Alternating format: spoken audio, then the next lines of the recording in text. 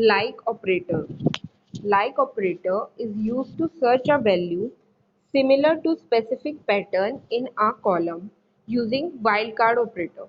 इसमें क्या होता है कि like operator में हमें एक वैल्यू सर्च करनी होती है जो उस पैटर्न के सिमिलर हो। एक हम पैटर्न देते हैं like ऑपरेटर में, के बाद हम वैल्यू सर्च करते हैं जो उस पैटर्न के सिमिलर हो। ठीक है, सिमिलर, सेम नहीं बोलेंगे क्योंकि हम इसमें एक स्पेसिफिक नेम नहीं देते, नंबर नहीं देते, सिर्फ एक कैरेक्टर देंगे और उस कैरेक्टर के थ्रू वो सर्च करेगा कि उस पैटर्न में कोई वर्ड है या नहीं है, और वो वाइल्ड कार्ड ऑपरेटर्स के थ्रू हम करते हैं।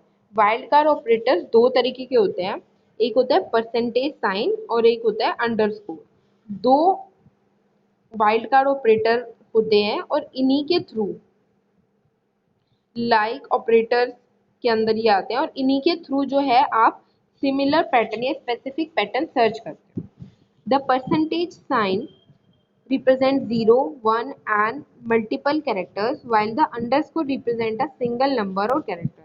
जो परसेंटेज साइन है वो रिप्रेजेंट करेगा 0, 1 और मल्टीपल कैरेक्टर्स को। तो ये चीज ध्यान रखना, जो परसेंटेज साइन होगा वो सिर्फ कैरेक्टर्स को ही, या वो 0 कैरेक्टर हो या 1 कैरेक्टर हो या बहुत सारे कैरेक्टर हो, परसेंटेज साइन जो है कैरेक्टर्स को ही रिप्रेजेंट करेगा, वाइल जो अंडरस्कोर है वो रिप्रेजेंट करेगा सिंगल नंबर को और कैरेक्टर को।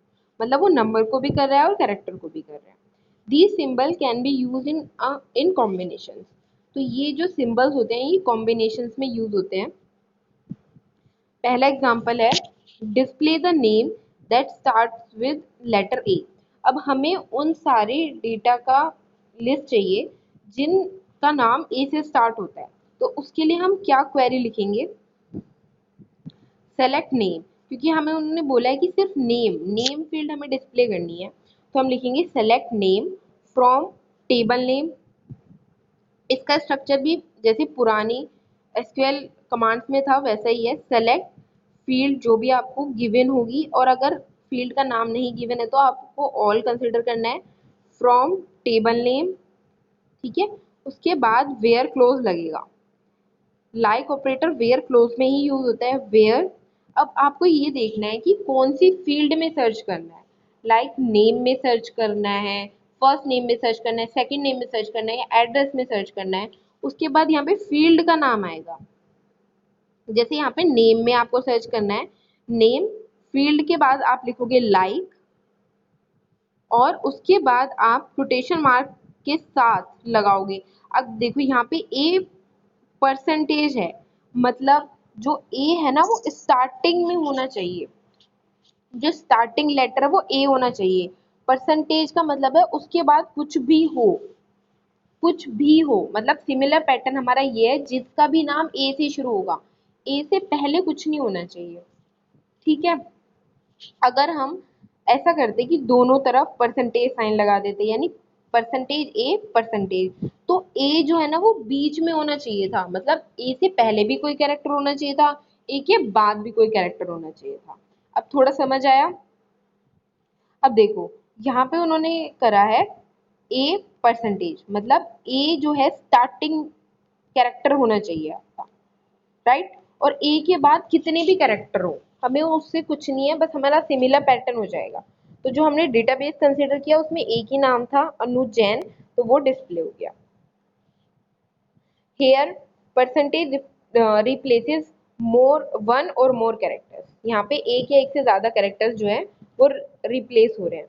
अब दूसरा एग्जांपल देखो, display name whose names second letter is O. आपको डिस्प्ले करना है वो नेम जिसका सेकंड लेटर ओ हो।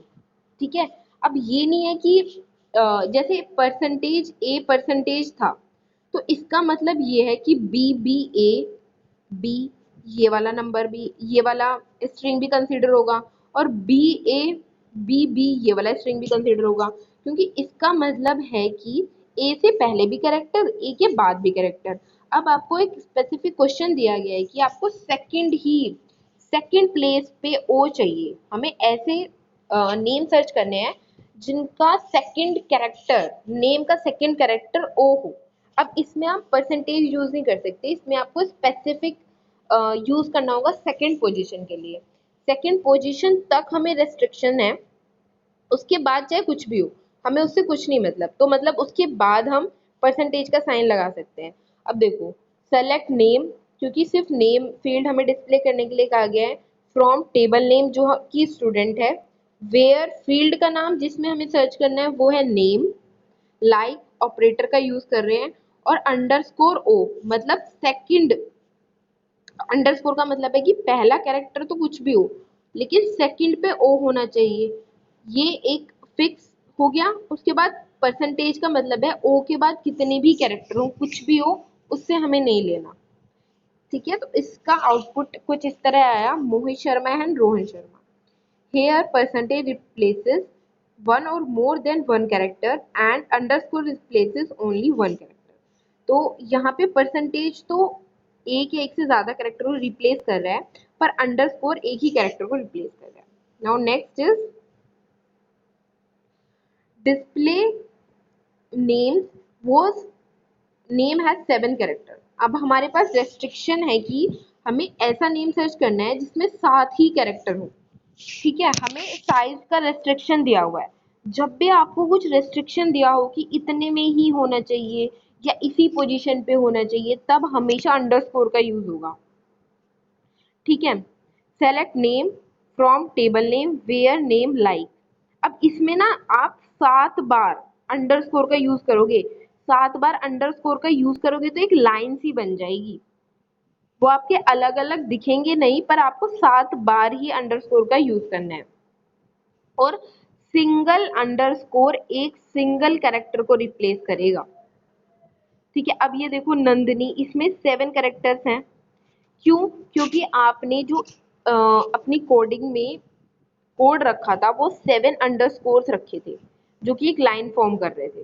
तो आपको ये जब आप अंडरस्कोर प्रेस करोगे तो आपको गिनना होगा। ठीक है, here underscore replaces only one character such as 7 underscore replaces 7 characters। ठीक है, each एक अंडरस्कोर एक कैरेक्टर रिप्लेस कर रहा है, 7 अंडरस्कोर 7 कैरेक्टर रिप्लेस करेंगे। तो ये कॉन्सेप्ट आपको समझ आ गया होगा। अब है in operator. The in operator allows us to specify multiple values in a where clause। In operator हमें अलाउ करता है स्पेसिफाई करने के लिए मल्टीपल वैल्यूज को वेयर क्लॉज के अंदर। ये इसकी डेफिनेशन है। अब ये देखो इसका एग्जांपल,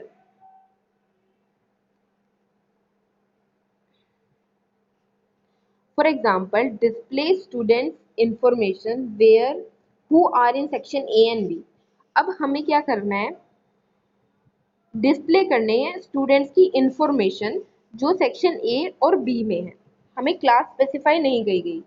ठीक है, अब क्या करेंगे, हमें स्टूडेंट्स इन्फॉर्मेशन दी गई है इसलिए हम सारा डेटा ही सेलेक्ट करेंगे। सेलेक्ट ऑल मतलब एस्ट्रिक का साइन यूज करेंगे। From student, student table name है। वेयर इन, आप इन ऑपरेटर का कैसे यूज करते हैं, आपको कुछ नहीं करना, जो भी आपको लिखना है सबसे पहले वेयर, वेयर क्लोज में जाके फील्ड, जोन सी भी फील्ड में आपको बोला गया है, जैसे इसमें बोला गया है ना सेक्शन ए एंड बी, यहाँ पे क्लास नहीं यहाँ पे सेक्शन आएगा। ठीक है, यहाँ पे फील्ड का नाम आएगा, क्लास नहीं सेक्शन आएगा, क्योंकि सेक्शन चेक करना है हमें। तो यहाँ पे सेक्शन इन, फिर इन क्लोज लिखोगे आप इन, और जो भी सेक्शन आपको सर्च करना है। और याद रखना जैसे ए और बी इज स्ट्रिंग वैल्यूज, तो आपको एक कोटेशन मार्क में यूज करनी होंगी। ठीक है, तो उस तरीके से आउटपुट आ जाएगा। अब है between operator. The between operator is used to test whether or not a value stated before the keyboard between is between the two values stated after the keyword between। देखो इसमें ना क्या होता है कि हमें जैसे कि रेंज होती है ना, एक तरीके की रेंज समझ लो, जब हम किसी रेंज का यूज करना चाहें अपने डेटाबेस के अंदर, तब हम बिटवीन ऑपरेटर का यूज करते हैं, रेंज का यूज। ठीक है, तो इसमें एग्जाम्पल के थ्रू समझो, डिस्प्ले करनी है हमें स्टूडेंट्स की इंफॉर्मेशन जिन्होंने जो फीस पे करते हैं 2500 से 3500 के बीच में। ठीक है, और इसमें एक और चीज ध्यान रखना कि जो बिटवीन क्लोज होता है, ये जो आपकी वैल्यूज देते हो ना आप, एंडिंग वैल्यूज जो होंगी वो इंक्लूड करेगा, मतलब 2500 और 3500 को इंक्लूड करेगा बिटवीन क्लोज। ठीक है, तो इसमें कहा है उसने सेलेक्ट इंफॉर्मेशन फ्रॉम स्टूडेंट, मतलब टेबल नेम, वेयर, अब आपको यहाँ पे लिखना है कौन सी फील्ड, वेयर फील्ड नेम। ठीक है, उसके बाद बिटवीन ऑपरेटर, क्योंकि आप बिटवीन ऑपरेटर यूज कर रहे हो, रेंज दे दोगे 2500 एंड 3500। बिटवीन एंड से फॉलो करता है, बिटवीन मतलब बिटवीन का मतलब रेंज है। आप दो रेंज दोगे तो बीच में जो बिटवीन के बाद आप रेंज के बीच में दोगे वो फॉलो करेगा एंड से, बिटवीन एंड। और इंग्लिश में भी बिटवीन एंड से ही फॉलो करता है, पता होगा आपको। अब इसमें देखो, जो भी फीस, अब सिर्फ आपको, जैसे यहाँ पे आपने आपको फील्ड दिखी ना फीस, तो आपको कुछ नहीं करना, उस कॉलम में जाना है और वो वाली डेटाबेस उठा लेने हैं जिनकी फीस 2500 से 3500 के बीच में। ठीक है, ये वाली फील्ड नहीं आएगी। Okay, now order by, this command is used to arrange values in ascending or descending order. Order by से ही आपको पता लग रहा होगा चीजें असेंडिंग और डिसेंडिंग ऑर्डर में अरेंज हो रही हैं। जब भी आपको चीजें असेंडिंग या डिसेंडिंग ऑर्डर में अरेंज करनी होती है तब आप ऑर्डर बाय कमांड का यूज करते हो। ठीक है, तो यहाँ पे देखो, सेलेक्ट सारी उन्होंने फील्ड्स ली, सेलेक्ट ऑल के लिए asterisk sign, from student, student table name है, ऑर्डर बाय। अब उन्होंने क्या, आपको क्या करना है, ये ऑर्डर बाय के बाद आपको लिखनी है फील्ड नेम, फील्ड का नाम जो भी आपको, जिस भी फील्ड के अकॉर्डिंगली आपको अरेंज करना है, और उसके बाद लिखना है असेंडिंग या descending, ascending or descending, ASC for ascending, DSC for descending. देखो इसमें देखो DSC और यहाँ पे ASC, इसकी शॉर्ट फॉर्म्स याद रखना। ठीक है, कुछ नहीं, उसके बाद जो फीस कॉलम होगा, अगर आपको ये वाला एज अ क्वेश्चन आती है, क्वेरी क्वेश्चन में आती है ये वाली क्वेरी, तो आपको कुछ नहीं करना, आपको फीस वाले कॉलम में जाना है और आपको डेटा उस तरीके से अरेंज कर देना है। सबसे पहले ना फीस को अरेंज कर लेना, जैसे सबसे पहले 2000 है, उसके बाद 2500।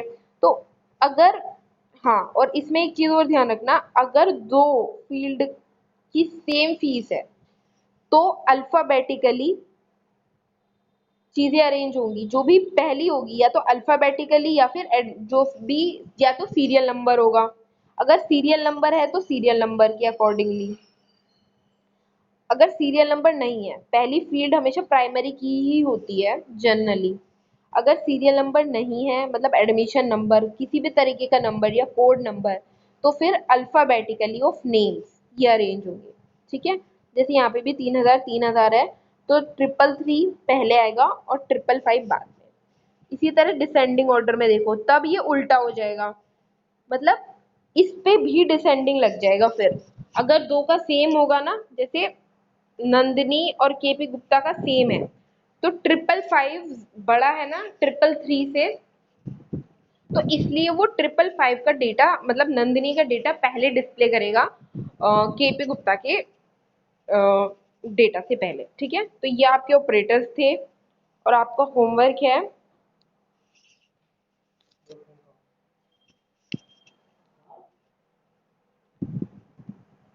prepare notes on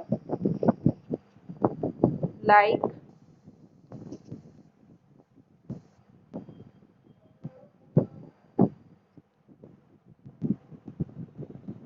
like,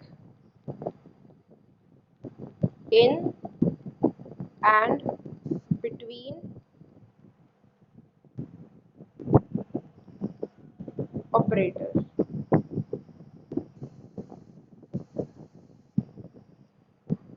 okay, with example.